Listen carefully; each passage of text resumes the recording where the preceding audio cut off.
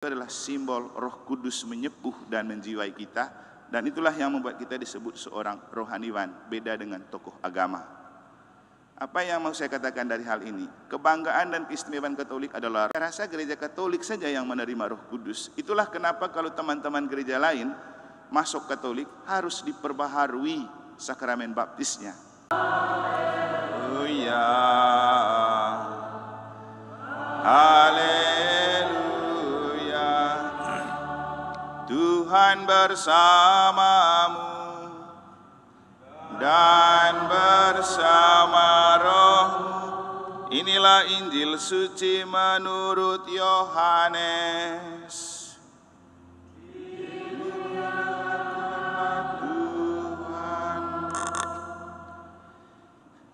Dalam amanat perpisahannya, Yesus berkata bahwa akan tiba saatnya Ia tidak lagi berbicara dengan memakai kiasan. Maka para murid berkata kepada Yesus, "Lihat, sekarang engkau berkata-kata terus terang dan engkau tidak memakai kiasan. Sekarang kami tahu bahwa engkau mengetahui segala sesuatu dan tidak perlu orang bertanya kepadamu. Karena itu kami percaya bahwa engkau datang dari Allah." Jawab Yesus kepada mereka, "Percayakah kamu sekarang? Lihat, saatnya datang, bahkan sudah datang, bahwa kamu dicerai-beraikan masing-masing ke tempatnya sendiri, dan kamu meninggalkan aku seorang diri. Namun aku tidak seorang diri, sebab Bapa menyertai aku. Semuanya itu kukatakan kepadamu, supaya kamu beroleh damai sejahtera dalam aku. Dalam dunia kamu menderita penganiayaan, tetapi kuatkanlah hatimu. Aku telah mengalahkan dunia."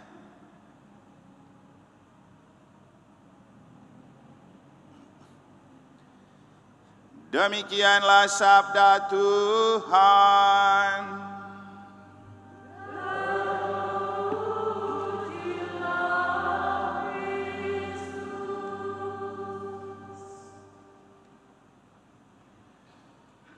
Kamu akan dicerai-beraikan masing-masing ke tempatnya sendiri, dan kamu akan meninggalkan aku seorang diri, namun aku tidak seorang diri, sebab Bapa menyertai aku. Sudahkah kamu menerima Roh Kudus ketika kamu menjadi percaya? Nah, inilah dua petikan dari Injil dan bacaan pertama yang coba kita maknai, sekaligus untuk memaknai novena Pentakosta hari yang keempat. Para Romo, Suster, Frater, Bapak Ibu, Saudara-saudari yang saya kasih dalam Tuhan, Injil hari ini adalah moto tabisan saya.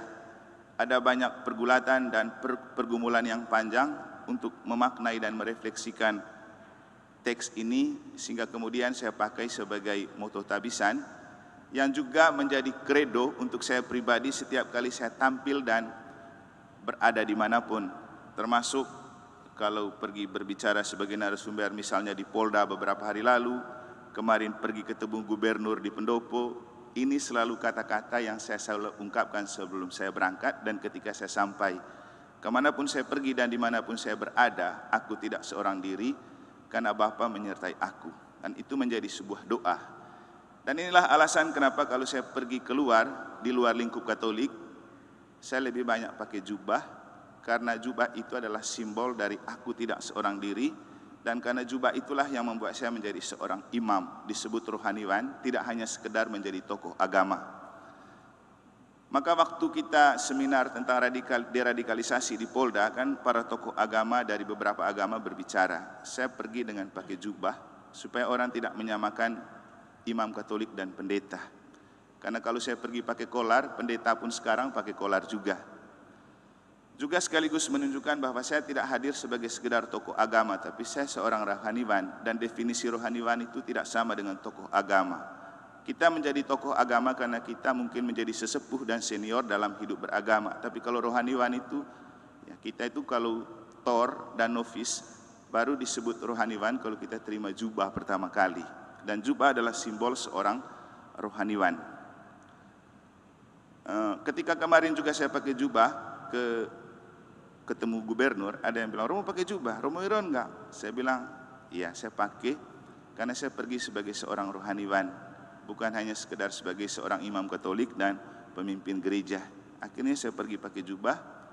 Sampai di sana saya ajak mereka pas jam 6 juga doa Ratu Surga.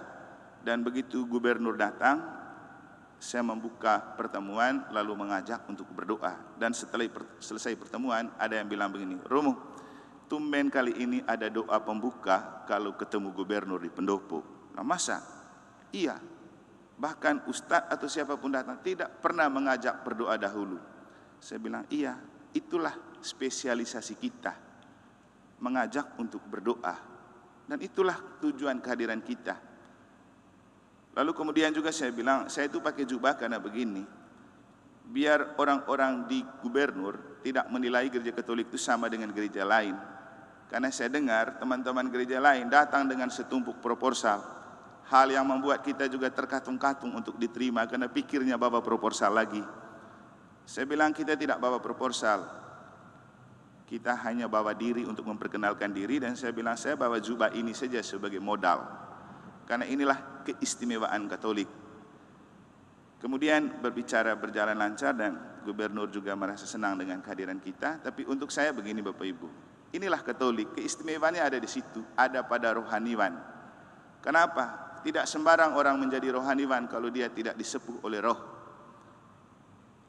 Rahmat tabisan untuk seorang imam itu beda dengan awam. Kita semua disepuh oleh roh dengan sakramen baptis. Waktu kita punya ubun-ubun diurapi dengan minyak katekumen, lalu diteguhkan dengan penerimaan sakramen krisma dengan begini, sebatas itu. Kalau sudah orang jadi imam, di telapak tangan pun diurapi. Apa itu pengurapan minyak? Itu adalah simbol Roh Kudus menyepuh dan menjiwai kita, dan itulah yang membuat kita disebut seorang rohaniwan, beda dengan tokoh agama. Apa yang mau saya katakan dari hal ini? Kebanggaan dan keistimewaan Katolik adalah Roh Kudus ini. Percaya tidak cukup. Dalam bacaan pertama kita mendengar kisah para rasul berbicara tentang apakah kamu sudah menerima Roh Kudus ketika kamu percaya? Kita percaya, tapi apakah kita menerima Roh Kudus? Nah, ini jadi soal. Kita semua agama percaya kepada Tuhan, tapi menerima Roh Kudus enggak? Gereja kan, bahkan gereja pun yang mengaku sebagai pengikut Kristus, apa semua menerima Roh Kudus? Saya rasa gereja Katolik saja yang menerima Roh Kudus. Itulah kenapa kalau teman-teman gereja lain masuk Katolik harus diperbaharui sakramen baptisnya. Kenapa? Di sana tidak ada pengurapan minyak.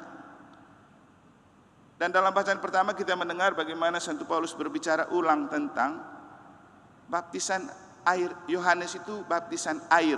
Karena dia tanya, kamu sudah menerima baptisan Yohanes? Sudah. Ya, baptisan Yohanes itu baptisan dengan air, tapi baptisan Yesus itu baptis dengan Roh Kudus. Dan itulah yang terjadi dalam gereja Katolik. Kita dibaptis dengan pengurapan minyak, simbol Roh Kudus, diteguhkan dan didewasakan dengan sakramen krisma, dan bahkan sebelum mati kita masih perlu dibalut lagi dengan sakramen perminyakan. Simbol Roh Kudus meneguhkan dan menguatkan kita. Makanya Romo Cece itu selalu bilang, jangan menganggap sakramen minyak suci itu sakramen terakhir. Iya, karena itu sakramen penguatan untuk menguatkan kita ketika kita sedang menderita. Jangan pas mau mati baru minta. Ketika kita lemah dan tidak berdaya, minta itu perminyakan. Karena itu simbol Roh Kudus menyepuh dan menguatkan kita kembali. Nah, Bapak Ibu saudara-saudari, para Romo dan Frater, pada titik inilah kita mengerti dan memahami kenapa perlu novena Pentakosta. Karena kita mau menerima Roh Kudus yang dianugerahkan Tuhan, yang dijanjikan oleh Yesus untuk membantu menguatkan kita. Jadi bahasa Yesus di kesempatan lain itu, aku akan kembali kepada Bapa, dan aku dan Bapa akan mengirimkan kamu penolong yang lain, yaitu Roh Kudus. Nah, Roh Kudus itulah yang kita minta. Kenapa kita perlu novena? Sayangnya banyak umat yang tidak paham bahwa Roh Kudus itu penting untuk hidup, penting untuk karya, penting untuk pekerjaan, penting untuk seluruh keberadaan dan perjuangan kita. Kita ini manusia yang lemah dan rapuh, tapi ketika Roh Kudus menyepuh dan menguatkan kita, hal yang tidak mungkin pun akan selalu mungkin kita bisa lakukan. Mungkin bukan untuk menyombongkan diri. Saya selalu dalam keadaan mendadak diminta sebagai pembicara atau misa. Saya menerima walaupun belum siap, karena saya percaya bahwa ini kan bukan tentang saya. Tuhan sudah menganugerahkan Roh Kudus. Rahmat imamat itu kuat dan besar. Dan waktu tabisan itu kan bahasanya, Tuhan, Engkau memanggil orang ini untuk memampukan dia karena dia tidak mampu. Kita tinggal percaya saja bahwa roh itu akan selalu bekerja tanpa batas dan tanpa henti di dalam diri kita. Tambah lagi disepuh dengan moto tabisan, aku tidak seorang diri karena Bapa selalu menyertai aku dalam Yesus dan Roh Kudus. Nah, ini memang pengalaman saya, tapi saya berharap kita semua akan dapat anugerah Roh Kudus melalui rahmat sakramen baptis, melalui sakramen krisma. Dan sering saya bilang, Bapak Ibu, Anda boleh doa banyak, tapi jangan lupa Roh Kudus itu paling banyak diterima saat kita misa. Karena apa? Kita mulai dengan dalam nama Bapa dan Putra dan Roh Kudus, kita terima sabda Tuhan adalah hembusan Roh Allah. Dan nanti waktu kita terima komuni yang sudah dibuat doa epiklesis, penumpangan roh oleh tangan imam untuk mengubah hosti dan anggur menjadi tubuh dan darah Kristus. Jadi, agar menjadi bagi kami tubuh dan darah Putramu terkasih. Tuhan, itu kan Roh Kudus itu meresapi materi hosti dan anggur agar diubah menjadi tubuh dan darah Kristus, lalu kita santap. Jadi kita itu santapan Roh Kudus. Makanya saya bilang misa itu perlu, karena itulah saat di mana Roh Kudus itu penuh masuk dan tinggal di dalam diri kita. Kita boleh doa banyak, panjang lebar. Kalau bandingkan banyaknya doa Bapak Ibu, kita kalah. Teman-teman kita ada yang doa 5 waktu. Teman-teman gereja lain lagi doanya tidak kalah hebat dan panjang. Masih ingat doa di kita Natal bersama di Unram itu sampai bentak-bentak Tuhan lagi. Tapi kan bukan soal itu, bukan soal kata-kata, bukan soal banyaknya, tapi soal apakah kita berdoa dalam roh. Karena Roh Kudus itu dianugerahkan kepada kita oleh Yesus dan Bapa untuk membantu kita berdoa. Membantu kita berdoa. Kita sering berdoa, tapi kita tidak membiarkan roh berdoa bersama kita. Sehingga efeknya kita lebih memaksakan kehendak sendiri dalam doa daripada membiarkan kehendak Allah. Dan itulah yang membuat doa kita banyak gagal. Jadi Bapak Ibu Saudara-saudari, apapun kata orang, Katolik sama dengan agama Roh Kudus. Itulah kenapa kita punya perayaan khusus Pentakosta. Nanti bisa cek teman-teman gereja lain, ada enggak mereka Pentakosta, ada enggak mereka novena ini. Hanya Katolik yang punya tradisi ini, dan kita membuat novena bukan hanya untuk menerima anugerah Roh Kudus, tapi kita mempersiapkan diri supaya pantas diperbaharui dalam pesta kelahiran gereja, karena Pentakosta selalu merupakan hari ulang tahun kelahiran gereja di dunia. Maka kita lanjutkan novena hari yang keempat dengan berlutut melanjutkan doa-doa novena Pentakosta.